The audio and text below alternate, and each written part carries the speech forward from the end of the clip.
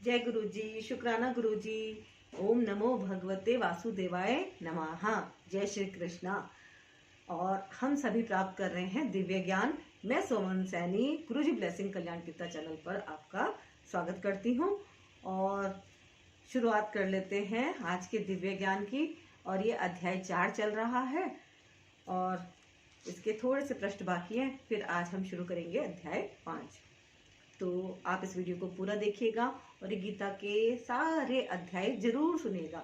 अगर आपके पिछले एपिसोड आपके छूट गए हैं तो आप उनको भी जाकर कंटिन्यू जरूर कीजिएगा और वीडियो को ज़्यादा से ज़्यादा शेयर कीजिएगा ताकि और लोग भी इसका लाभ उठा सकें।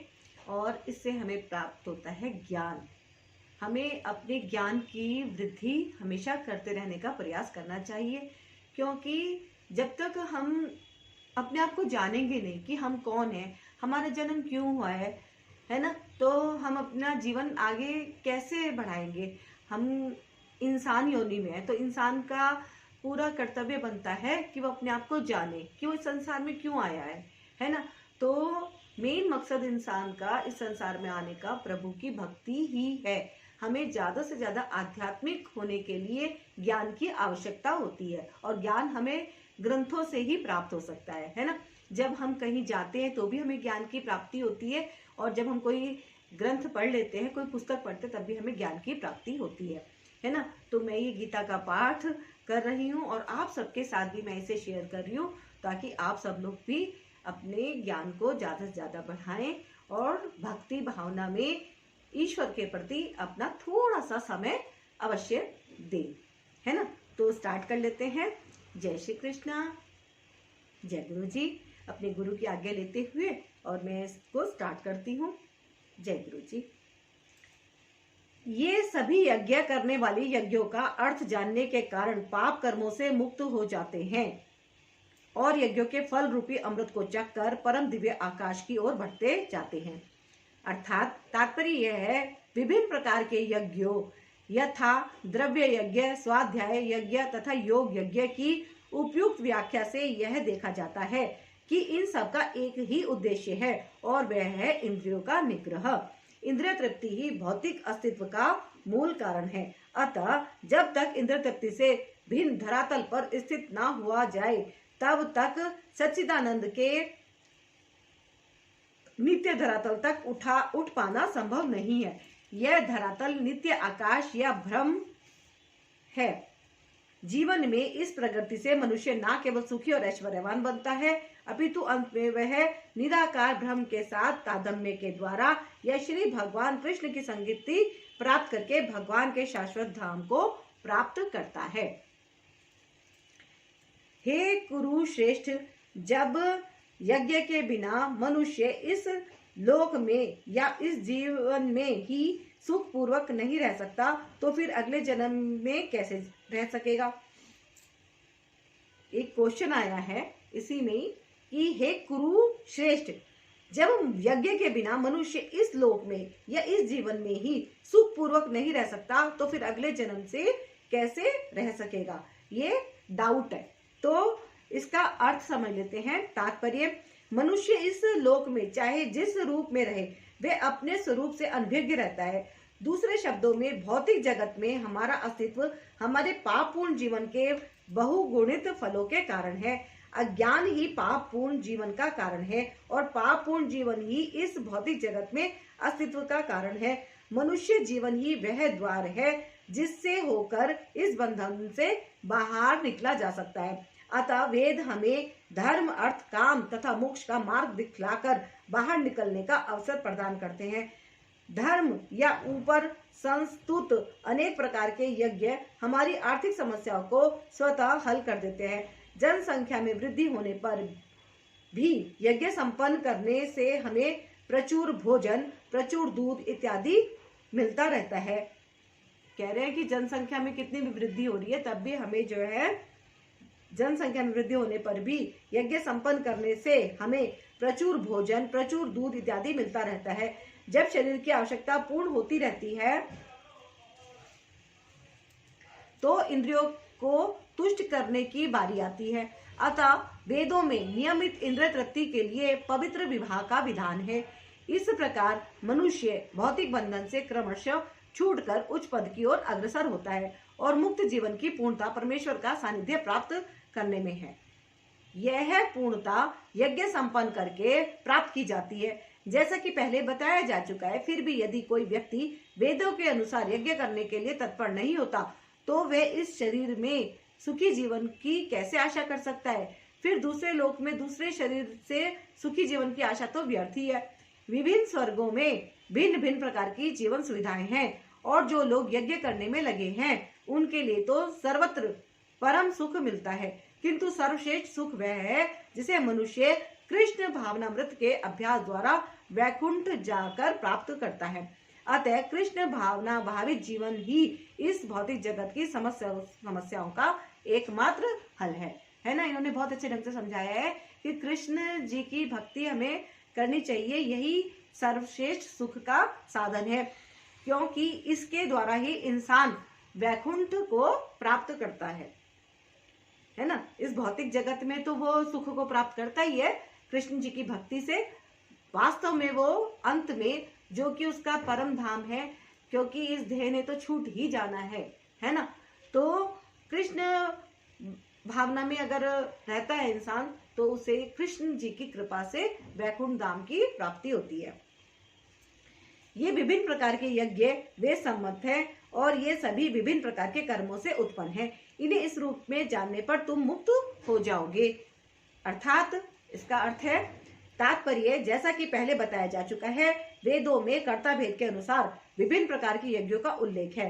चूंकि लोग देहात्म बुद्धि में लीन हैं, अतः उन यज्ञों की व्यवस्था इस प्रकार की गई है कि मनुष्य उन्हें अपने शरीर, मन तथा बुद्धि के अनुसार संपन्न कर सके, किंतु देह से मुक्त होने के लिए ही इन सब का विधान है।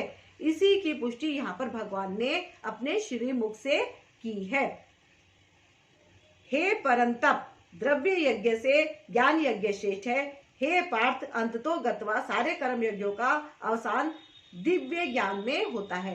अर्थात तात्पर्य, समस्त यज्ञों का यही एक प्रयोजन है कि जीव को पूर्ण ज्ञान प्राप्त हो, जिससे भौतिक कष्टों से छुटकारा पाकर अंत में परमेश्वर की दिव्य सेवा कर सके। तो भी इन सारे यज्ञों की विविध क्रियाओं में रहस्य भरा है और मनुष्य को यह रहस्य जान लेना चाहिए। कभी कभी कर्ता की श्रद्धा के अनुसार यज्ञ विभिन्न रूप धारण कर लेते हैं। जब यज्ञकर्ता की श्रद्धा दिव्य ज्ञान के स्तर तक पहुंच जाती है तो उसे ज्ञान रहित द्रव्य यज्ञ करने वाले से श्रेष्ठ माना जाता है, क्योंकि ज्ञान के बिना यज्ञ भौतिक स्तर पर रह जाते हैं और इनसे कोई आध्यात्मिक लाभ नहीं हो पाता। यथार्थ ज्ञान का अंत कृष्ण भावनामृत में होता है, जो दिव्य ज्ञान की सर्वोच्च अवस्था है। ज्ञान की उन्नति के बिना यज्ञ मात्र भौतिक कर्म बना रहता है। मतलब ये समझा रहे हैं कि तुम्हें भौतिक रूप से अगर यज्ञ कर रहे हो और भगवान के प्रति श्रद्धा नहीं है, भगवान को तुम समझ ही नहीं पा रहे हो, तो तुम्हारा ज्ञान सिर्फ भौतिक कर्म ही बना रहता है। किंतु जब उसे दिव्य ज्ञान के स्तर तक पहुंचा दिया जाता है तो ऐसे सारे कर्म आध्यात्मिक स्तर प्राप्त कर लेते हैं। चेतना भेद के अनुसार ऐसे यज्ञ कर्म कभी कभी कर्मकांड कहलाते हैं और कभी कभी ज्ञान कांड। यही यज्ञ वही श्रेष्ठ है जिसका अंत ज्ञान में हो। तब गुरु के पास जाकर सत्य को जानने का प्रयास करो, उनसे विनीत होकर जिज्ञासा करो और उनकी सेवा करो। स्वरूप सिद्ध व्यक्ति तुम्हें ज्ञान प्रदान कर सकते हैं, क्योंकि उन्होंने सत्य का दर्शन किया है। अर्थात तात्पर्य, निसंदेह आत्म साक्षात्कार का मार्ग कठिन है, अतः भगवान का उपदेश है कि उन्हीं से प्रारंभ होने वाली परंपरा से प्रमाणित गुरु की शरण ग्रहण की जाए। इस परंपरा के सिद्धांत का पालन किए बिना कोई प्रमाणित गुरु नहीं बन सकता। भगवान आदि गुरु हैं, अतः गुरु परंपरा का ही व्यक्ति अपने शिष्य को भगवान का संदेश प्रदान कर सकता है। कोई अपनी निजी विधि का निर्माण करके स्वरूप सिद्ध नहीं बन सकता, जैसा कि आजकल के मूर्ख पाखंडी करने लगे हैं। भागवत का कथन है, धर्म तु साक्षात भगवत प्रणीतम। धर्म पथ का निर्माण स्वयं भगवान ने किया है, अतः मनोधर्म या शुष्क तरफ से सही पद प्राप्त नहीं हो सकता। न ही ज्ञान ग्रंथों के स्वतंत्र अध्ययन से ही कोई आध्यात्मिक जीवन में उन्नति कर सकता है। ज्ञान प्राप्ति के लिए उसे प्रामाणिक गुरु की शरण में जाना ही होगा। ऐसे गुरु को पूर्ण समर्पण करके ही स्वीकार करना चाहिए और अहंकार रहित होकर दास की भांति गुरु की सेवा करनी चाहिए। स्वरूप सिद्ध गुरु की प्रसन्नता ही आध्यात्मिक जीवन की प्रगति का रहस्य है। जिज्ञासा और विनीत भाव के मैल से आध्यात्मिक ज्ञान प्राप्त होता है। बिना विनीत भाव तथा सेवा के विद्वान गुरु से की गई जिज्ञासाएं प्रभावपूर्ण नहीं होंगी। शिष्य को गुरु परीक्षा में उत्तीर्ण होना चाहिए और जब गुरु शिष्य में वास्तविक इच्छा देखता है तो स्वतः ही शिष्य को आध्यात्मिक ज्ञान का आशीर्वाद देता है। इस श्लोक में अंधानुगमन तथा निरर्थक जिज्ञासा इन दोनों की भर्त्सना की गई है। शिष्य न केवल गुरु से विनीत होकर सुने, अपितु विनीत भाव तथा सेवा और जिज्ञासा द्वारा गुरु से स्पष्ट ज्ञान प्राप्त करे। प्रामाणिक गुरु स्वभाव से शिष्य के प्रति दयालु होता है, अतः यदि शिष्य विनीत हो और सेवा में तत्पर रहे तो ज्ञान और जिज्ञासा का विनिमय पूर्ण हो जाता है। ये कह रहे हैं गुरु अवश्य बनाना चाहिए, क्योंकि गुरु से ही ज्ञान की प्राप्ति होती है और जब मनुष्य के अंदर जिज्ञासा प्रकट होती है तो भगवान स्वयं ही गुरु उनके पास भेज देते हैं। एक तरह से गुरु भी हमें प्राप्त कौन करवाता है? भगवान ही करा देते हैं। जय गुरु जी। स्वरूप सिद्ध व्यक्ति से वास्तविक ज्ञान प्राप्त कर चुकने पर तुम पुनः कभी ऐसे मोह को प्राप्त नहीं होंगे, क्योंकि इस ज्ञान के द्वारा तुम देख सकोगे कि सभी जीव परमात्मा के अंश रूप है, अर्थात वे सब मेरे हैं। तात्पर्य, स्वरूप सिद्ध व्यक्ति से ज्ञान प्राप्त होने का परिणाम यह होता है कि यह पता चल जाता है कि सारे जीव भगवान श्री कृष्ण के विभिन्न अंश है। कृष्ण से पृथक अस्तित्व का भाव माया मां नहीं या वह कहलाती है। कुछ लोग सोचते हैं कि हमें कृष्ण से क्या लेना देना है, वे तो केवल महान ऐतिहासिक पुरुष है और परब्रह्म तो निराकार है। वस्तुतः जैसा कि भगवत गीता में कहा गया है, यह निराकार ब्रह्म कृष्ण का व्यक्तिगत तेज है। कृष्ण भगवान के रूप में प्रत्येक वस्तु के कारण है। ब्रह्म संहिता में स्पष्ट कहा गया कि कृष्ण श्री भगवान है और सभी कारणों के कारण है, यहाँ तक कि लाखों अवतार उनके विभिन्न विस्तार ही हैं। इसी प्रकार सारे जीव श्री कृष्ण के अंश हैं। मायावादियों की यह मिथ्या धारणा है कि कृष्ण अपने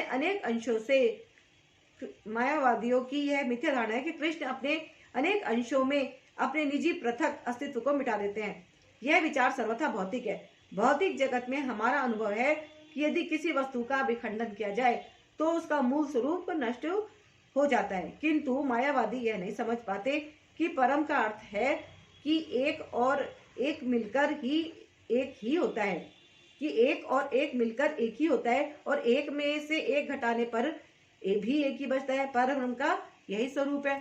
ब्रह्म विद्या का पर्याप्त ज्ञान न होने के कारण हम माया से आवृत है, इसलिए हम अपने को कृष्ण से पृथक सोचते हैं। यद्यपि हम कृष्ण के भिन्न अंश हैं, किंतु तो भी हम उनसे भिन्न नहीं है। जीवों का शारीरिक अंतर माया है अथवा वास्तविक सत्य नहीं है। हम सभी कृष्ण को प्रसन्न करने के निमित्त है। केवल माया के कारण ही अर्जुन ने सोचा कि उसके स्वजनों से उसका क्षणिक शारीरिक संबंध कृष्ण के शाश्वत आध्यात्मिक संबंधों से अधिक महत्वपूर्ण है। गीता का संपूर्ण उपदेश इसी ओर लक्षित है कि कृष्ण का नित्य दास होने के कारण जीव उनसे पृथक नहीं हो सकता। कृष्ण से अपने को विलग मानना ही माया कहलाती है। इन्होंने कितने सुंदर तरीके से बताया है। गीता का संपूर्ण उपदेश एक ही बात को कहता है, और वो यह है कि कृष्ण का नित्य दास होने के कारण जीव उनसे पृथक नहीं हो सकता, है ना। जो आत्मा है वो उनसे अलग नहीं हो सकती। कृष्ण से अपने को विलग मानना ही माया कहलाती है। जैसे हम सोचते हैं कृष्ण भगवान से अलग है, यही माया है। पर ब्रह्म के भिन्न अंश के रूप में जीवों को एक विशिष्ट उद्देश्य पूरा करना होता है। इस उद्देश्य को भूलाने के कारण ही वे अनादिकाल से मानव, पशु, देवता आदि देहों में स्थित हैं। ऐसी शारीरिक अंतर भगवान की दिव्य सेवा के विस्मरण से जनित है, किंतु जब कोई कृष्ण भावनामृत के माध्यम से दिव्य सेवा में लग जाता है तो वह इस माया से तुरंत मुक्त हो जाता है। ऐसा ज्ञान केवल प्रामाणिक गुरु से ही प्राप्त हो सकता है और इस तरह वह इस भ्रम को दूर कर सकता है कि जीव कृष्ण के तुल्य है। पूर्ण ज्ञान तो यह है कि परमात्मा कृष्ण समस्त जीवों के परम आश्रय हैं और इस आश्रय को त्याग देने पर जीव माया द्वारा मोहित होते हैं, क्योंकि वे अपना अस्तित्व पृथक समझते हैं और इस तरह विभिन्न भौतिक पहचानों के मानदंडों के अंतर्गत वे कृष्ण को भूल जाते हैं। किंतु जब ऐसे मोहग्रस्त जीव कृष्ण भावनामृत में स्थित होते हैं तो यह समझा जाता है कि वे मुक्ति पथ पर हैं। इसकी पुष्टि भागवत में की गई है। मुक्ति का अर्थ है कृष्ण के नित्य दास रूप में, कृष्ण भावनामृत में अपनी स्वाभाविक स्थिति पर होना। यदि तुम्हें समस्त पापियों में भी सर्वाधिक पापी समझा जाए तो भी तुम दिव्य ज्ञान रूपी नाव में स्थित होकर दुख सागर को पार करने में समर्थ होंगे। अर्थात तात्पर्य, श्री कृष्ण के संबंध में अपनी स्वाभाविक स्थिति का सही ज्ञान इतना उत्तम होता है कि अज्ञान सागर में चलने वाले जीवन संघर्ष से मनुष्य तुरंत ही ऊपर उठ सकता है। यह भौतिक जगत कभी कभी अज्ञान सागर मान लिया जाता है, तो कभी जलता हुआ जंगल। सागर में कोई कितना ही कुशल तैराक क्यों न हो, जीवन संघर्ष अत्यंत कठिन है। यदि कोई संघर्षरत तैरने वाले को आगे बढ़कर समुद्र से निकाल लेता है तो वह सबसे बड़ा रक्षक है। भगवान से प्राप्त पूर्ण ज्ञान मुक्ति का पथ है। कृष्ण भावनामृत की नाव अत्यंत सुगम है, किंतु उसी के साथ साथ अत्यंत उद्यत भी। जैसे प्रज्वलित अग्नि ईंधन को भस्म कर देती है, उसी तरह हे अर्जुन, ज्ञान रूपी अग्नि भौतिक कर्मों के समस्त फलों को जला डालती है। अर्थात तात्पर्य यह है कि आत्मा तथा परमात्मा संबंधी पूर्ण ज्ञान तथा उनके संबंध की तुलना यहाँ अग्नि से की गई है। यह अग्नि न केवल समस्त पाप कर्मों के फलों को जला देती है, अपितु पूर्ण कर्मों के फलों को भी भस्मसात करने वाली है। कर्म फल की कई अवस्थाएं हैं, शुभारंभ, बीज संचित आदि, किंतु जीव को स्वरूप का ज्ञान होने पर सब कुछ भस्म हो जाता है, चाहे वह पूर्ववर्ती हो या परवर्ती। वेदों में कहा गया है, मनुष्य पाप तथा पुण्य दोनों ही प्रकार के कर्म फलों को जीत लेता है। इस संसार में दिव्य ज्ञान के समान कुछ भी उद्धार तथा शुद्ध नहीं है। ऐसा ज्ञान समस्त योग का परिपक्व फल है। जो व्यक्ति भक्ति में सिद्ध हो जाता है वह यथासंभव अपने अंतर में इस ज्ञान का आस्वादन करता है। अर्थात तात्पर्य यह है, जब हम दिव्य ज्ञान की बात करते हैं तो हमारा प्रयोजन आध्यात्मिक ज्ञान से होता है। निसंदेह दिव्य ज्ञान के समान कुछ भी उदार तथा शुद्ध नहीं है। अज्ञान ही हमारे बंधन का कारण है और ज्ञान हमारी मुक्ति का। यह ज्ञान भक्ति का परिपक्व फल है। जब कोई दिव्य ज्ञान की अवस्था प्राप्त कर लेता है तो उसे अन्यत्र शांति खोजने की आवश्यकता नहीं रहती, क्योंकि वह मन ही मन शांति का आनंद लेता रहता है। दूसरे शब्दों में ज्ञान तथा शांति का पर्यवसान कृष्ण भावनामृत में होता है। भागवत गीता के संदेश की यही चरम परिणति है। जो श्रद्धालु दिव्य ज्ञान में समर्पित है और जिसने इंद्रियों को वश में कर लिया है, वह इस ज्ञान को प्राप्त करने का अधिकारी है और इसे प्राप्त करते ही वह तुरंत आध्यात्मिक शांति को प्राप्त होता है। अर्थात तात्पर्य यह है कि श्री कृष्ण में दृढ़ विश्वास रखने वाला व्यक्ति ही इस तरह का कृष्ण भावना भावित ज्ञान प्राप्त कर सकता है। वही पुरुष श्रद्धावान कहलाता है, जो वह यह सोचता है कि कृष्ण भावना भावित होकर कर्म करने से वह परम सिद्धि प्राप्त कर सकता है। यह श्रद्धा भक्ति के द्वारा तथा हरे कृष्ण कृष्ण कृष्ण हरे हरे, हरे राम राम राम हरे हरे मंत्र के जाप द्वारा प्राप्त की जाती है, क्योंकि इससे हृदय की सारी भौतिक मलिनता दूर हो जाती है। इसके अतिरिक्त मनुष्य को चाहिए कि अपनी इंद्रियों पर संयम रखे। जो व्यक्ति कृष्ण के प्रति श्रद्धावान है और जो इंद्रियों को संयमित रखता है, वह शीघ्र ही कृष्ण भावनामृत के ज्ञान में पूर्णता प्राप्त करता है। किंतु जो अज्ञानी तथा श्रद्धा विहीन व्यक्ति शास्त्रों में संदेह करते हैं, वे भगवत भावनामृत नहीं प्राप्त करते, अपितु नीचे गिर जाते हैं। संशय आत्मा के लिए ना तो इस लोक में ना ही परलोक में कोई सुख है। तात्पर्य, भागवत गीता सभी प्रमाणिक एवं मान्य शास्त्रों में सर्वोत्तम है। जो लोग पशु तुल्य हैं उनमें ना तो प्रमाणिक शास्त्रों के प्रति कोई श्रद्धा है और ना उनका ज्ञान होता है। और कुछ लोगों को यद्यपि उनका ज्ञान होता है और उनमें से वे उदाहरण देते रहते हैं, किंतु उनमें वास्तविक विश्वास नहीं करते। यहाँ तक कि कुछ लोग जिनमें भगवत गीता जैसे शास्त्रों में श्रद्धा होती भी है, फिर भी वे ना तो भगवान कृष्ण में विश्वास करते हैं, ना उनकी पूजा करते हैं। ऐसे लोगों को कृष्ण भावनामृत का कोई ज्ञान नहीं होता, वे नीचे गिरते हैं। उपयुक्त सभी कोटि के व्यक्तियों में जो श्रद्धालु नहीं है और सदैव संशयग्रस्त रहते हैं, वे तनिक भी उन्नति नहीं कर पाते। जो लोग ईश्वर तथा अनेक वचनों में श्रद्धा नहीं रखते, उन्हें ना तो इस संसार में और ना भावी लोक में कुछ हाथ लगता है। उनके लिए किसी भी प्रकार का सुख नहीं है। अतः मनुष्य को चाहिए कि श्रद्धा भाव से शास्त्रों के सिद्धांतों का पालन करे और ज्ञान प्राप्त करे। इसी ज्ञान से मनुष्य आध्यात्मिक अनुभूति के दिव्य पद तक पहुंच सकता है। दूसरे शब्दों में, आध्यात्मिक उत्थान में संशयग्रस्त मनुष्य को कोई स्थान नहीं मिलता। अतः मनुष्य को चाहिए कि परंपरा में चले आ रहे महान आचार्यों के पद चिन्हों का अनुसरण करे और सफलता प्राप्त करे। जो व्यक्ति अपने कर्म फलों का परित्याग करते हुए भक्ति करता है और जिसके संशय दिव्य ज्ञान द्वारा विनिष्ट हो चुके होते हैं, वही वास्तव में आत्मपरायण है, धनंजय है। वह कर्मों के बंधन से नहीं बनता। अर्थात तात्पर्य यह है, जो मनुष्य भगवत गीता की शिक्षा का उसी रूप में पालन करता है जिस रूप में भगवान श्री कृष्ण ने दी थी, तो वह दिव्य ज्ञान की कृपा से समस्त संशयों से मुक्त हो जाता है।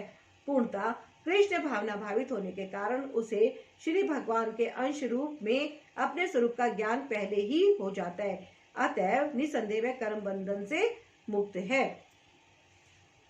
अतएव तुम्हारे हृदय में अज्ञान के कारण जो संशय उठ रहे हैं, उन्हें ज्ञान रूपी शस्त्र से काट डालो। हे भारत, तुम योग से समन्वित होकर खड़े हो और युद्ध करो। अर्थात तात्पर्य है कि इस अध्याय में जिस योग पद्धति का उद्देश्य हुआ है कि वह सनातन योग कहलाती है। इस अध्याय में जिस योग पद्धति का उद्देश्य हुआ है वह सनातन योग कहलाती है। इस योग में दो तरह के यज्ञ कर्म किए जाते हैं, एक तो द्रव्य का यज्ञ और दूसरा आत्मज्ञान यज्ञ, जो विशुद्ध आध्यात्मिक कर्म है। यदि आत्म साक्षात्कार के लिए द्रव्य यज्ञ नहीं किया जाता तो ऐसा यज्ञ भौतिक बन जाता है, किंतु जब कोई आध्यात्मिक उद्देश्य या भक्ति से ऐसा यज्ञ करता है तो वह पूर्णतया होता है। आध्यात्मिक क्रियाएं भी दो प्रकार की होती हैं, आत्मबोध या अपने स्वरूप को समझना तथा श्री भगवान विषयक सत्य। जो भगवत गीता के मार्ग का पालन करता है वह ज्ञान की इन दोनों श्रेणियों को समझ सकता है। उसके लिए भगवान के अंश स्वरूप आत्मज्ञान को प्राप्त करने में कोई कठिनाई नहीं होती। ऐसा ज्ञान लाभप्रद है, क्योंकि ऐसा व्यक्ति भगवान के दिव्य कार्यकलापों को समझ सकता है। इस अध्याय के प्रारंभ में स्वयं भगवान ने अपने दिव्य कार्यकलापों का वर्णन किया है। जो व्यक्ति गीता के उपदेशों को नहीं समझता वह श्रद्धा विहीन है, और जो भगवान द्वारा उपदेश देने पर भी भगवान के सच्चिदानंद स्वरूप को नहीं समझ पाता, तो यह समझना चाहिए कि वह निपट मूर्ख है। कृष्ण भावनामृत के सिद्धांतों को स्वीकार करके अज्ञान को क्रमशः दूर किया जा सकता है। यह कृष्ण भावनामृत विविध देव यज्ञ, ब्रह्म यज्ञ, ब्रह्मचार्य यज्ञ, गृहस्थ यज्ञ, इंद्रिय संयम यज्ञ, योग साधना यज्ञ, तपस्या यज्ञ, द्रव्य यज्ञ, स्वाध्याय यज्ञ तथा वर्णाश्रम धर्म में भाग लेकर जागृत किया जा सकता है। ये सब यज्ञ कहलाते हैं और ये सब नियमित कर्म पर आधारित है, किंतु इन सब कार्यकलापों के भीतर सबसे महत्वपूर्ण कारक आत्म साक्षात्कार है। जो इस उद्देश्य को खोज लेता है वही भगवत गीता का वास्तविक पाठक है, किंतु जो कृष्ण को प्रमाण नहीं मानता वह नीचे गिर जाता है। अतः मनुष्य को चाहिए कि वह सेवा तथा समर्पण समेत किसी प्रमाणिक गुरु के निर्देशन में भगवत गीता या अन्य किसी शास्त्र का अध्ययन करे। प्रमाणिक गुरु अनंत काल से चली आने वाली परंपरा में होता है और वह परमेश्वर के उन उपदेशों से तनिक भी विपथ नहीं होता जिन्हें उन्होंने लाखों वर्ष पूर्व सूर्यदेव को दिया था और जिनसे भगवत गीता के उपदेश इस धराधाम में आए। अतः गीता में ही व्यक्त भगवत गीता के पथ का अनुसरण करना चाहिए और उन लोगों से सावधान रहना चाहिए जो आत्म श्लाघा वश अन्यों को वास्तविक पथ से विपथ करते रहते हैं। भगवान निश्चित रूप से परम पुरुष है और उनके कार्यकलाप दिव्य हैं।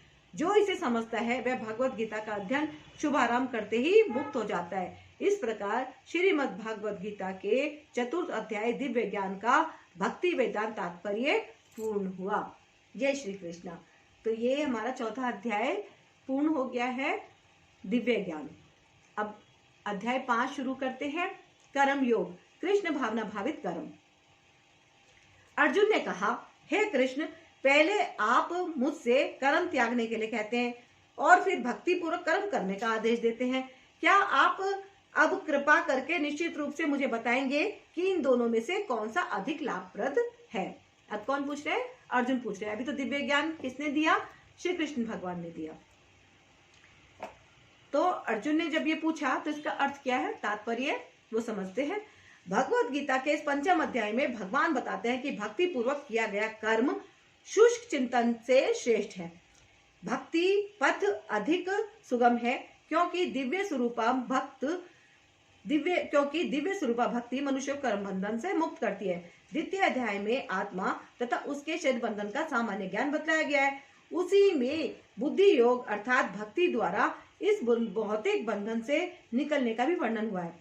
तृतीय अध्याय में यह बताया गया है कि ज्ञानी को कोई कार्य नहीं करने पड़ते। चतुर्थ अध्याय में भगवान ने अर्जुन को बताया कि सारे यज्ञों का पर्यावसान ज्ञान में होता है, किंतु चतुर्थ अध्याय के अंत में भगवान ने अर्जुन को सलाह दी कि वह पूर्ण ज्ञान से युक्त होकर उठ करके युद्ध करे।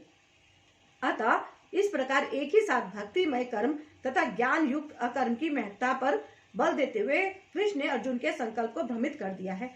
अर्जुन यह समझता है कि ज्ञानमय संन्यास का अर्थ है इंद्रिय कार्यों के रूप में समस्त प्रकार के कार्यकलापों का परित्याग, किंतु यदि भक्ति योग में कोई कर्म करता है तो फिर कर्म का किस तरह त्याग हुआ?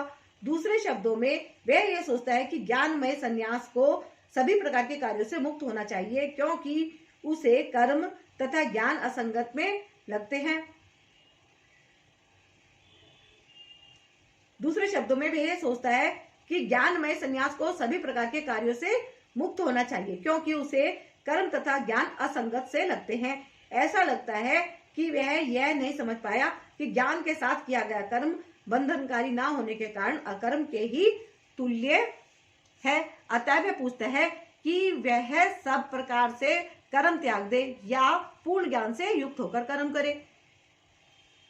श्री भगवान ने उत्तर दिया। अब कृष्ण भगवान जवाब देते हैं, उत्तर दे रहे हैं, मुक्ति के लिए तो कर्म का परित्याग तथा भक्तिमय कर्म कर्मयोग दोनों ही उत्तम है, किंतु इन दोनों में से कर्म के परित्याग से भक्ति युक्त कर्म श्रेष्ठ है। अर्थात तात्पर्य यह है, सकाम कर्म इंद्र तृप्ति में लगना ही बंधन का कारण है।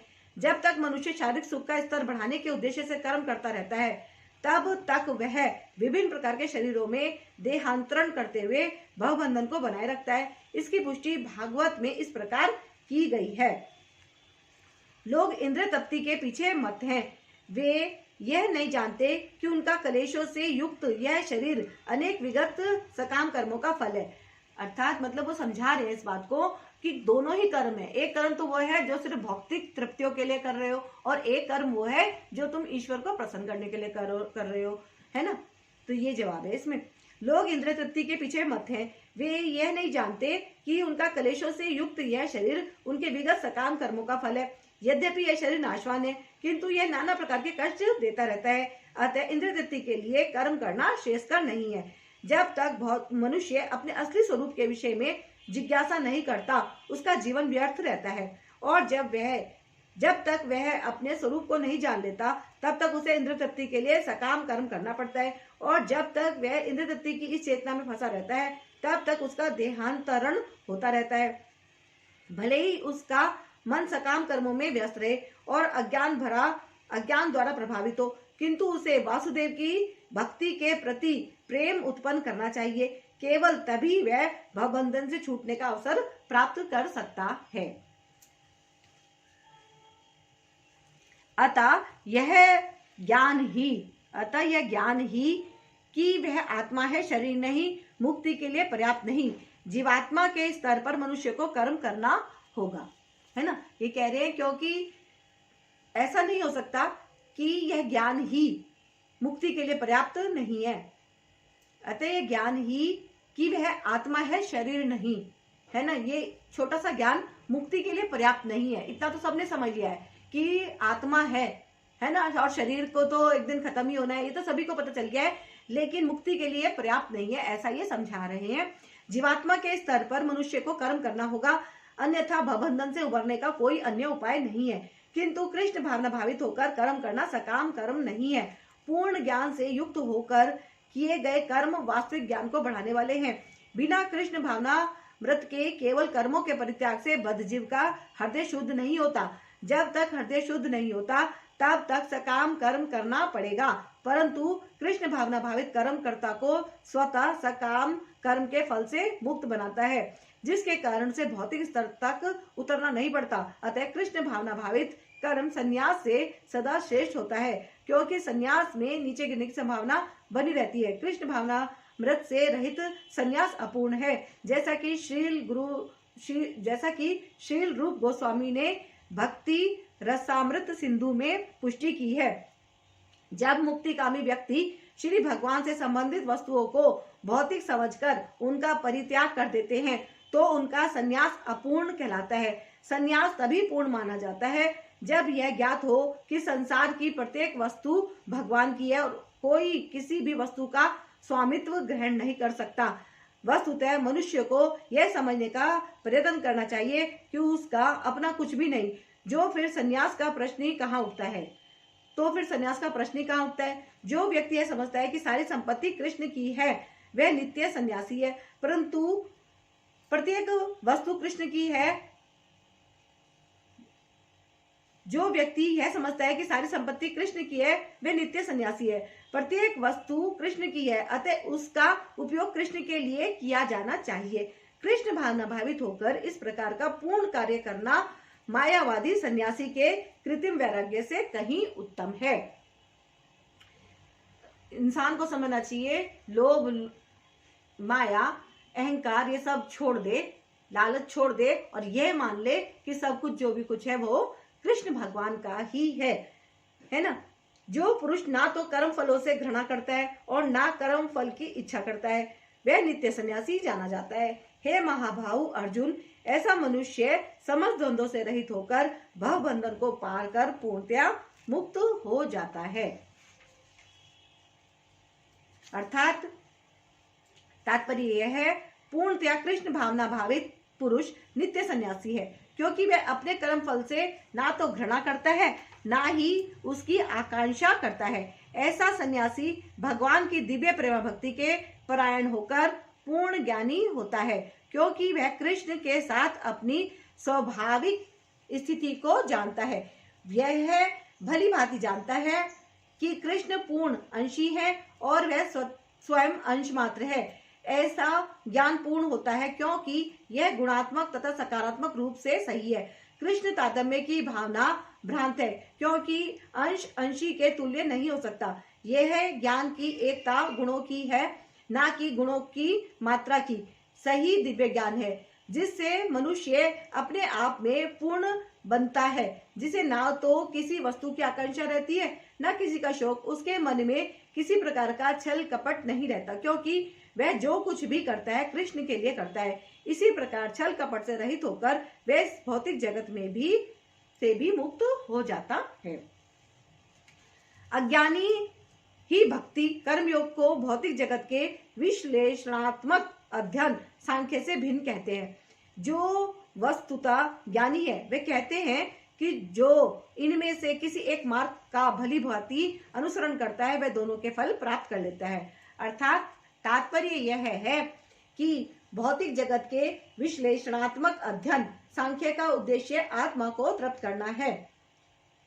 भौतिक जगत के विश्लेषणात्मक अध्ययन सांख्य का उद्देश्य आत्मा को प्राप्त करना है। भौतिक जगत की आत्मा विष्णु या परमात्मा है।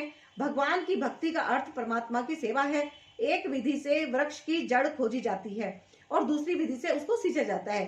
सांख्य दर्शन का वास्तविक छात्र जगत के मूल अर्थात विष्णु को ढूंढता है और फिर पूर्ण ज्ञान समेत अपने को भगवान की सेवा में लगा देता है। अतः मूलतः इन दोनों में कोई भेद नहीं है, क्योंकि दोनों का उद्देश्य विष्णु की प्राप्ति है। जो लोग चरम उद्देश्य को नहीं जानते वे ही कहते हैं कि सांख्य और कर्मयोग एक नहीं, किंतु जो विद्वान है वे जानते हैं कि इन दोनों भिन्न विधियों का उद्देश्य एक है। जो यह जानता है कि विश्लेषणात्मक अध्ययन सांख्य द्वारा प्राप्त स्थान भक्ति द्वारा भी प्राप्त किया जा सकता है, और इस तरह जो सांख्य योग तथा भक्ति योग को एक समान देखता है वही वस्तुओं को यथारूप में देखता है। अर्थात तात्पर्य यह है, दार्शनिक शोध सांख्य का वास्तविक उद्देश्य जीवन के चरम लक्ष्य की खोज है। चूंकि जीवन का चरम लक्ष्य आत्म साक्षात्कार है, अतः इन दोनों विधियों से प्राप्त होने वाले परिणामों में कोई अंतर नहीं है। सांख्य दार्शनिक शोध के द्वारा इस निष्कर्ष पर पहुंचा जाता है कि जीव भौतिक जगत का नहीं अपितु पूर्ण परमात्मा का अंश है। फलतः जीवात्मा का भौतिक जगत से कोई सरोकार नहीं होता। उसके सारे कार्य परमेश्वर से संबंध होने चाहिए। जब वह कृष्ण भावनामृत वश कार्य करता है तभी वह अपनी स्वाभाविक स्थिति में होता है। सांख्य विधि में मनुष्य को पदार्थ से विरक्त होना पड़ता है और भक्ति योग में उसे कृष्ण भावना भावित कर्म में आसक्त होना होता है। सांख्य विधि में मनुष्य को पदार्थ से विरक्त होना पड़ता है और भक्ति योग में उसे कृष्ण भावना भावित कर्म में आसक्त होना होता है। वस्तुतः दोनों ही विधियां एक है, यद्यपि ऊपर से एक विधि में विरक्ति दिखती है और दूसरे में आसक्ति। जो पदार्थ से विरक्ति और कृष्ण में आसक्ति को एक ही तरह देखता है वही वस्तुओं को यथारूप में देखता है। भक्ति में लगे बिना केवल समस्त कर्मों का परित्याग करने से कोई सुखी नहीं बन सकता, परंतु भक्ति में लगा हुआ विचारवान व्यक्ति शीघ्र ही परमेश्वर को प्राप्त कर लेता है। तात्पर्य अर्थात सन्यासी दो प्रकार के होते हैं। मायावादी सन्यासी सांख्य दर्शन के अध्ययन में लगे रहते हैं और वैष्णव सन्यासी वेदांत सूत्रों के अर्थात सन्यासी दो प्रकार के होते हैं। मायावादी सन्यासी सांख्य दर्शन के अध्ययन में लगे रहते हैं तथा वैष्णव सन्यासी वेदांत सूत्रों के अर्थात यथार्थ भाष्य भागवत दर्शन के अध्ययन में लगे रहते हैं। मायावादी सन्यासी भी वेदांत सूत्रों का अध्ययन करते हैं, किंतु वे शंकराचार्य द्वारा प्रणीत शारीरिक भाष्य का उपयोग करते हैं। भागवत संप्रदाय के छात्र 5 रात्रि की विधि से भगवान की भक्ति करने में लगे रहते हैं। अतः वैष्णव सन्यासियों को भगवान की दिव्य सेवा के लिए अनेक प्रकार के कार्य करने होते हैं। उन्हें भौतिक कार्यों से कोई सरोकार नहीं रहता, किंतु तो भी वे भगवान की भक्ति में नाना प्रकार के कार्य करते हैं।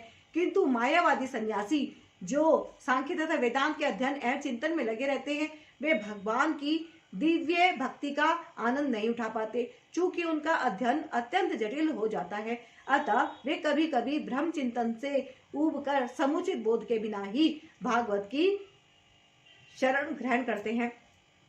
फलस्वरूप श्रीमद् भागवत का भी अध्ययन उनके लिए कष्टकर होता है। मायावादी सन्यासियों का शुष्क चिंतन तथा कृत्रिम साधनों से निर्विशेष विवेचना उनके लिए व्यर्थ होती है। भक्ति में लगे हुए वैष्णव सन्यासी अपने दिव्य कर्मों को करते हुए प्रसन्न रहते हैं और यह भी निश्चित रहता है कि वे भगवत धाम को प्राप्त होंगे। मायावादी सन्यासी कभी कभी आत्म साक्षात्कार के पथ से नीचे गिर जाते हैं और फिर से समाज सेवा परोपकार जैसे भौतिक कर्म में प्रवृत्त होते हैं। अतः निष्कर्ष यह निकला है कि कृष्ण भावनामृत के कार्यों में लगे रहने वाले लोग भ्रम अभ्रम विषयक साधारण चिंतन में लगे सन्यासों से श्रेष्ठ हैं, यद्यपि वे भी अनेक जन्मों के बाद कृष्ण भावना भावित हो जाते हैं। जो भक्ति भाव से कर्म करता है, जो विशुद्ध आत्मा है और अपने मन तथा इंद्रियों को वश में रखता है, वह सबों को प्रिय होता है और सभी लोग उसे प्रिय होते हैं। ऐसा व्यक्ति कर्म करता हुआ भी कभी नहीं बंधता।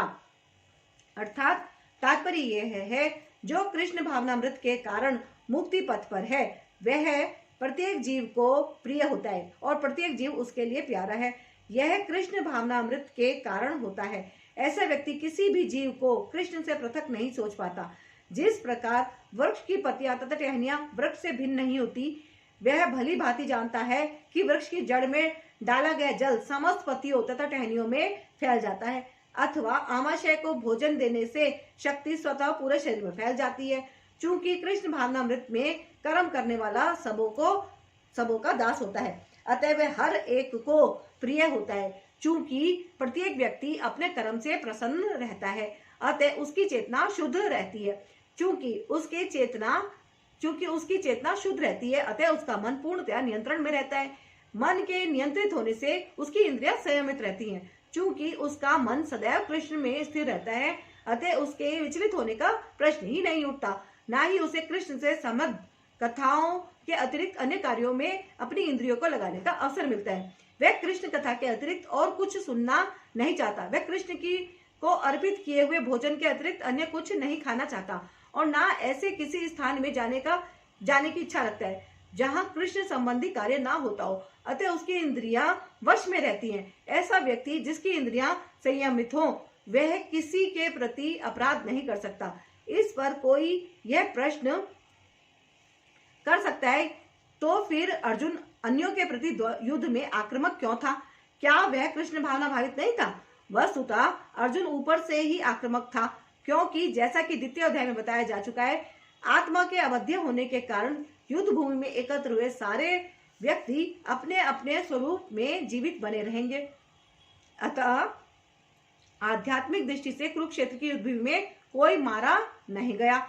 वहां पर स्थित कृष्ण की आज्ञा से केवल उनके वस्त्र बदल दिए जाएंगे। अतः अर्जुन कुरुक्षेत्र की युद्ध भूमि में युद्ध करता हुआ भी वस्तुतः युद्ध नहीं कर रहा था। वह तो पूर्ण कृष्ण भावनामृत में कृष्ण के आदेश का पालन मात्र कर रहा था। ऐसा व्यक्ति कभी कर्म बंधन से नहीं बनता। दिव्य भावनामृत युक्त पुरुष देखते, सुनते, स्पर्श करते, सूंघते, खाते, चलते, फिरते, सोते तथा श्वास लेते हुए भी अपने अंतर से सदैव यही जानता रहता है कि वास्तव में वह कुछ भी नहीं करता।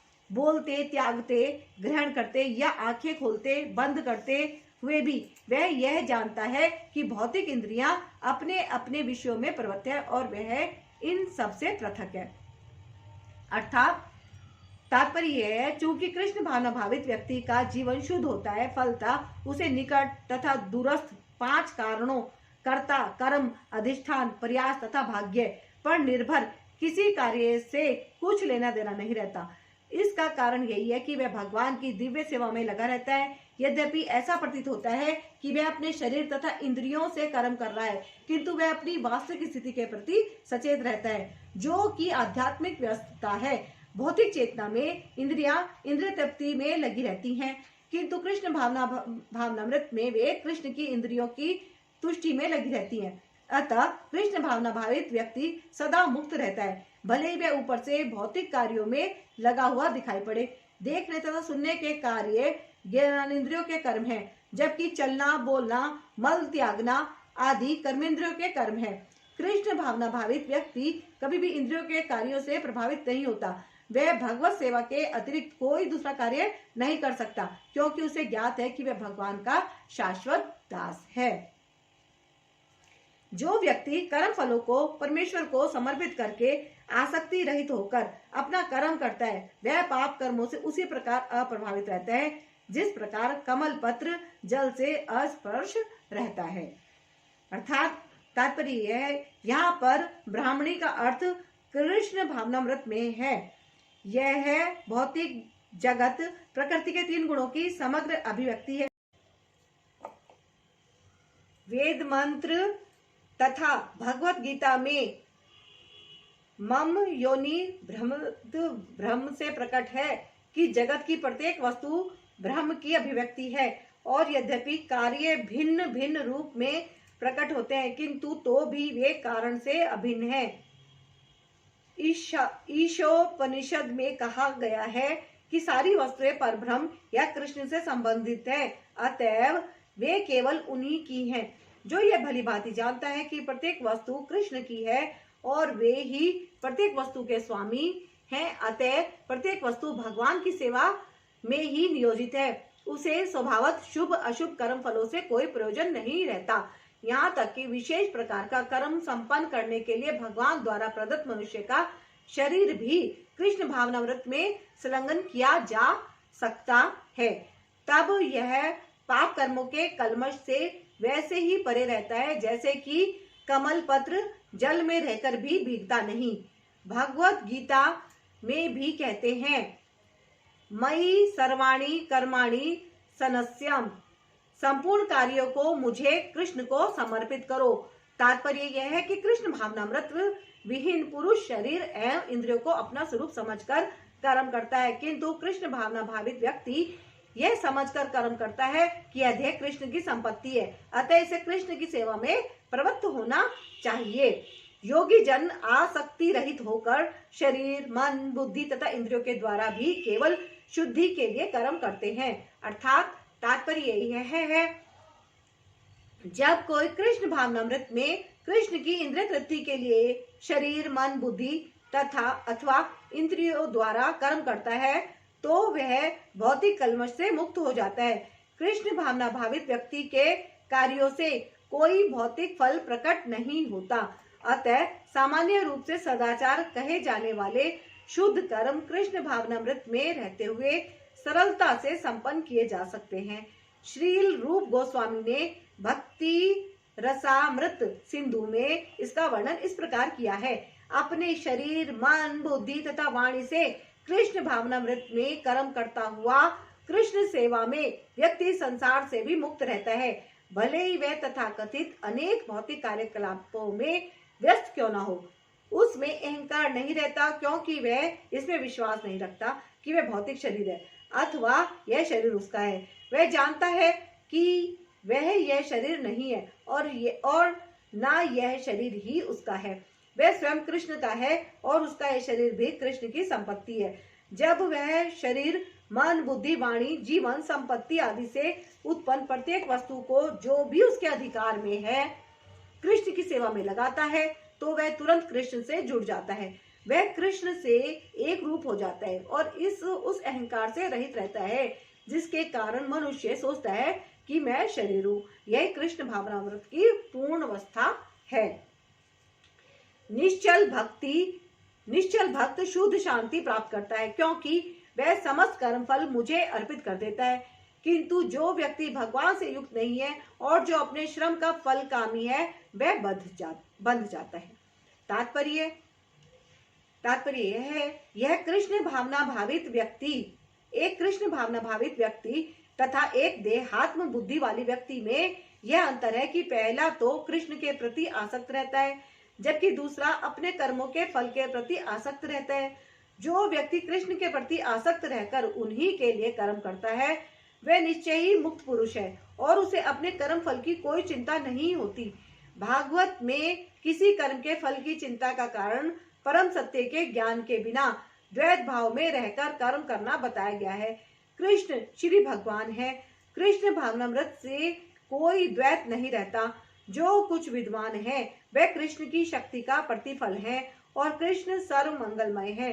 अतः कृष्ण भावनामृत में संपन्न सारे कार्य परम पद पर हैं। वे दिव्य होते हैं और उनका कोई भौतिक प्रभाव नहीं हो पड़ता। इस कारण कृष्ण भावनामृत में जीव शांति से पूरित रहता है, किंतु जो इंद्रिय तृप्ति के लिए लाभ के लोभ में फंसा रहता है उसे शांति नहीं मिल सकती। यही कृष्ण भावनामृत का रहस्य है। यह अनुभूति कि कृष्ण के अतिरिक्त कुछ भी नहीं है शांति तथा अभय का पद है। जब देहधारी जीवात्मा अपनी प्रकृति को वश में कर लेता है और मन में समस्त कर्मों का परित्याग कर देता है, जब देहधारी जीवात्मा अपनी प्रकृति को वश में कर लेता है और मन से समस्त कर्मों का परित्याग कर देता है, तब वह 9 द्वारों वाले नगर भौतिक शरीर में बिना कुछ किए कराए सुख पूर्वक रहता है। अर्थात तात्पर्य यह है, देहधारी जीवात्मा 9 द्वारों वाले नगर में वास करते हैं। शरीर अथवा नगर रूपी शरीर के कार्य प्राकृतिक गुणों द्वारा स्वतः संपन्न होते हैं। शरीर की परिस्थितियों के अनुसार रहते हुए भी जीव इच्छा अनुसार इन परिस्थितियों के परे भी हो सकता है और इसलिए कष्ट पाता है। कृष्ण भावनामृत के द्वारा वह अपनी वास्तविक स्थिति को पुनः प्राप्त कर सकता है और इस देह बंधन से मुक्त हो सकता है। अतः जो ही कोई कृष्ण भावनामृत को प्राप्त होता है, तुरंत ही वह शारीरिक कार्यों से सर्वथा विलग हो जाता है। ऐसे संयमित जीवन में, जिसमें उसकी कार्य प्रणाली में परिवर्तन आ जाता है, वह 9 द्वारों वाले नगर में सुखपूर्वक निवास करता है। ये 9 द्वार इस प्रकार हैं। जीव के शरीर के भीतर वास करने वाले भगवान ब्रह्मांड के समस्त जीवों के नियंता है। यह शरीर 9 द्वारों, 2 आंखें, 2 नथुने, 2 कान, 1 मुंह, गुदा तथा उपस्थ से युक्त है। वृद्धावस्था में जीव अपने आप को शरीर मानता है, किंतु जब वह अपनी पहचान अपने अंतर के भगवान से करता है, तो वह शरीर में रहते हुए भी भगवान की भांति मुक्त हो जाता है। अतः कृष्ण भावना भावित व्यक्ति शरीर के बाहरी तथा आंतरिक दोनों कर्मों से मुक्त रहता है। शरीर रूपी नगर का स्वामी देहधारी जीवात्मा ना तो कर्म का सृजन करता है, ना लोगों को कर्म करने के लिए प्रेरित करता है, ना ही कर्म फल की रचना करता है। यह सब तो प्रकृति के गुणों द्वारा ही किया जाता है। अर्थात तात्पर्य यह है, जैसा कि 7वें अध्याय में बताया जाएगा, जीव तो परमेश्वर की शक्तियों में से एक है, किंतु वह भगवान की अपरा प्रकृति है, जो पदार्थ से भिन्न संयोगवश परा प्रकृति या जीव अनादिकाल से प्रकृति अपरा के संपर्क में रहा है। जिस नाशवान शरीर या भौतिक आवास को वह प्राप्त करता है, वह अनेक कर्मों और अनेक फलों का कारण है। ऐसे बद्ध वातावरण में रहते हुए मनुष्य अपने आप को अज्ञानवश शरीर मानकर शरीर के कर्म फलों का भोग करता है। अनंत काल से कार्यों से पृथक हो जाता है, त्यों ही वह कर्म बंधन से भी मुक्त हो जाता है। जब तक वह शरीर रूपी नगर में निवास करता है, तब तक वह इसका स्वामी प्रतीत होता है, किंतु वास्तव में वह ना तो इसका स्वामी होता है और ना इसके कर्मों तथा फलों का नियंता ही। वह तो इस भवसागर के बीच जीवन संघर्ष में रत प्राणी है। सागर की लहरें उसे उछालती रहती हैं, किंतु उन पर उसका वश नहीं चलता। उसके उद्धार का एकमात्र साधन है कि दिव्य कृष्ण भावनामृत द्वारा समुद्र के बाहर आए। इसी के द्वारा समस्त अशांति से उसकी रक्षा हो सकती है। परमेश्वर ने ना तो किसी के पापों को ग्रहण करता है, परमेश्वर ना तो किसी के पापों को ग्रहण करता है, ना पुण्यों को, किंतु सारे देहधारी जीव इस अज्ञान के कारण मोहग्रस्त रहते हैं, जो उनके वास्तविक ज्ञान को आच्छादित किए रहता है। अर्थात तात्पर्य यह है, विभु का अर्थ है परमेश्वर तो असीम ज्ञान, धन, बल, यश, सौंदर्य तथा त्याग से युक्त है। वह सदैव आत्मतृप्त और पाप पुण्य से अविचलित रहता है। वह किसी भी जीव के लिए विशिष्ट परिस्थिति नहीं उत्पन्न करता, अपितु जीव अज्ञान से मोहित होकर जीवन की ऐसी परिस्थिति की कामना करता है जिसके कारण कर्म तथा फल की श्रृंखला आरंभ होती है। जीव परा प्रकृति के कारण ज्ञान से पूर्ण है, तो भी वह अपनी सीमित शक्ति के कारण अज्ञान के वशीभूत हो जाता है।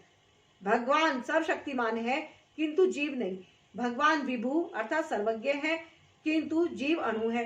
जीवात्मा में इच्छा करने की शक्ति है, किंतु ऐसी इच्छा की पूर्ति सर्वशक्तिमान भगवान द्वारा ही की जाती है। अतः जब जीव अपनी इच्छाओं से मोहग्रस्त हो जाता है, तो भगवान उसे अपनी इच्छा पूर्ति करने देते हैं, किंतु किसी परिस्थिति विशेष में इच्छित कर्मों तथा फलों के लिए उत्तरदायी नहीं होते।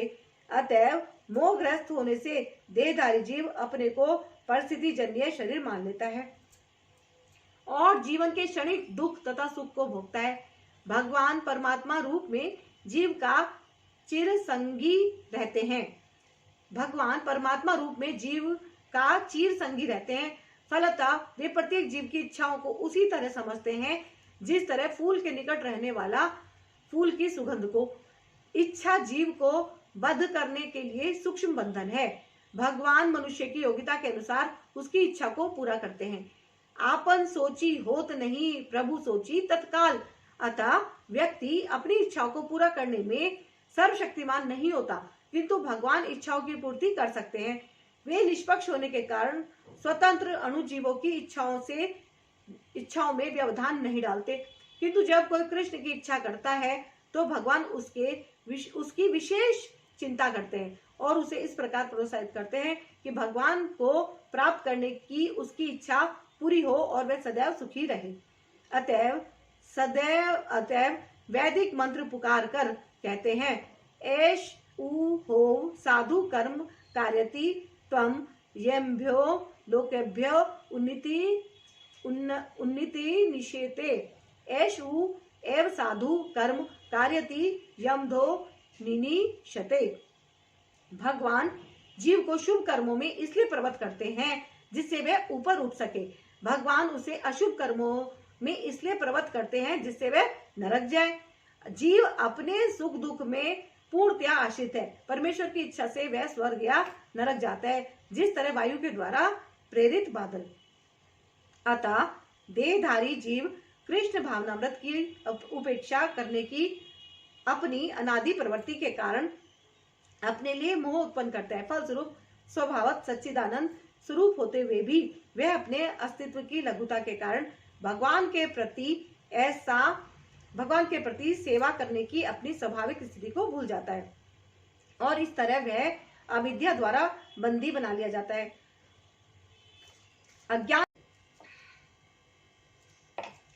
अज्ञानवश जीव यह कहता है कि उसके भवबंधन के लिए भगवान उत्तरदायी हैं। इसकी पुष्टि वेदांत सूत्र भी करते हैं। वैषम्य न घृणे न सापेक्षत्वात् तथा ही दर्शयति। भगवान ना तो किसी के प्रति घृणा करते हैं ना किसी को चाहते हैं, यद्यपि ऊपर से ऐसा प्रतीत होता है, किंतु जब कोई उस ज्ञान से प्रबद्ध होता है जिससे अविद्या का विनाश होता है तो उसके ज्ञान से सब कुछ उसी तरह प्रकट हो जाता है जैसे दिन में सूर्य से सारी वस्तुएं प्रकाशित हो जाती हैं। अर्थात तात्पर्य यह है, जो लोग कृष्ण को भूल गए हैं वे निश्चित रूप से मोहग्रस्त होते हैं, किंतु जो कृष्ण भावना भावित हैं वे नहीं होते। भगवत गीता में कहा गया है, सर्व ज्ञान प्लवेन ज्ञानाग्नि सर्व कर्माणि तथा ना ही ज्ञानेन सदृशम। ज्ञान सदैव सम्माननीय है और वह ज्ञान क्या है? श्री कृष्ण के प्रति आत्मसमर्पण करने पर ही पूर्ण ज्ञान प्राप्त होता है, जैसा कि गीता में ही कहा गया है, बहुनाम जन्म नामन्ते ज्ञानावानाम प्रपद्यते।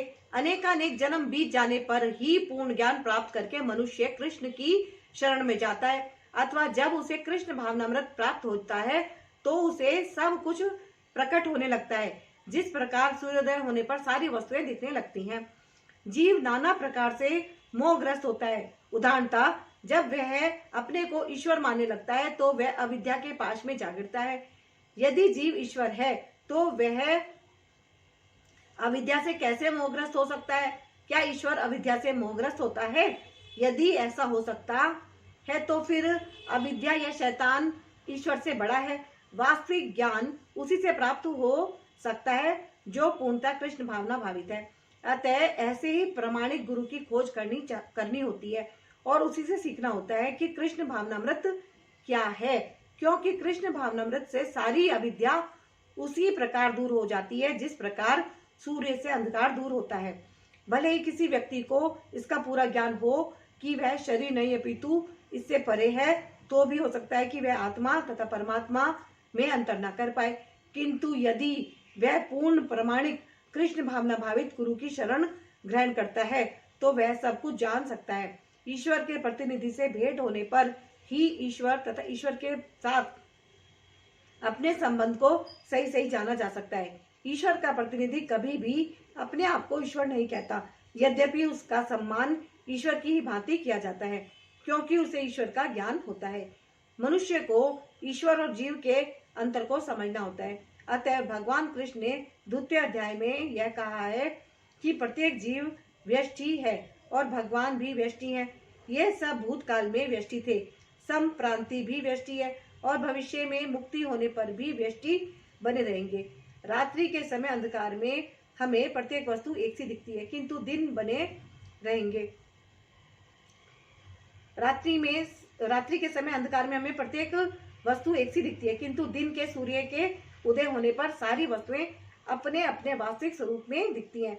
आध्यात्मिक जीवन में व्यष्टि की पहचान ही वास्तविक ज्ञान है। जब मनुष्य की बुद्धि, मन, श्रद्धा तथा शरण सब कुछ भगवान में स्थिर हो जाते हैं, तभी वह पूर्ण ज्ञान द्वारा समस्त कल्मश से शुद्ध होता है और मुक्ति के पथ पर अग्रसर होता है। अर्थात तात्पर्य यह है, परम दिव्य सत्य भगवान श्री कृष्ण ही हैं। सारी गीता इसी घोषणा पर केंद्रित है कि कृष्ण श्री भगवान है। यही समस्त वेदों का भी अभिमत है। पर तत्व का अर्थ परम सत्य है, जो भगवान को ब्रह्म, परमात्मा तथा भगवान के रूप में जानने वालों द्वारा समझा जाता है। भगवान ही इस परम तत्व की पराकाष्ठा है, उनसे बढ़कर कुछ नहीं है। भगवान कहते हैं, मत परंतप नान्यत किव दस्ति धनंजय। कृष्ण निराकार ब्रह्म का भी अनुमोदन करते हैं। ब्राह्मणों ही प्रतिष्ठा हम, अतः सभी प्रकार से कृष्ण परम सत्य, परम तत्व हैं, परतत्व हैं, जिनके मन, बुद्धि, श्रद्धा तथा शरण कृष्ण में है। अर्थात जो पूर्णतः कृष्ण भावना भावित है, उनके सारे कल्मश धुल जाते हैं और उन्हें ब्रह्म संबंधी प्रत्येक वस्तु का पूर्ण ज्ञान रहता है। कृष्ण भावना भावित व्यक्ति यह भली भांति समझ सकता है कि कृष्ण में द्वैत है, एक साथ एकता तथा भिन्नता, और ऐसे दिव्य ज्ञान से युक्त होकर वह मुक्ति पथ पर सुस्थिर प्रगति कर सकता है। तो ये भी चौथा अध्याय चल रहा है, अध्याय 4, और इसमें कर्म के बारे में बताया है कि कर्म 2 प्रकार के होते हैं। एक तो हम जो डेली में काम करते हैं, भौतिक कर्म है हमारे, और एक जो है कृष्ण के प्रति भक्ति। तो अगर हमारी कृष्ण में भक्ति होती है तो भगवान भी हमारा तुरंत निरंतर ध्यान करते हैं, है ना, और वो हमें ऊपर को उठाते हैं, हमारी ऊर्जा ऊपर को उठ जाती है और भगवान के प्रति हम ज्यादा भक्ति से और ज्ञान और ज्ञान और ज्ञान प्राप्त करने की इच्छा करने लग जाते हैं। और जब हम और ज्ञान प्राप्त करने की इच्छा करते हैं तो ईश्वर हमारी इच्छा अवश्य पूरी करते हैं, है ना। इंसान को ज्यादा से ज्यादा आध्यात्मिक होना ही चाहिए। तो यहीं पे हम अभी इस एपिसोड को 14 को समाप्त करते हैं, और अभी अध्याय 4 कंटिन्यू चलेगा, वो नेक्स्ट एपिसोड में, और लेते हैं हम आज्ञा। और गुरुजी ब्लेसिंग कल्याण गीता चैनल को आप अवश्य सब्सक्राइब कर लीजिए, वीडियो को लाइक कीजिए, शेयर कीजिए, और कमेंट में अपनी हाजिरी भी अवश्य लगाइएगा। जय गुरुजी।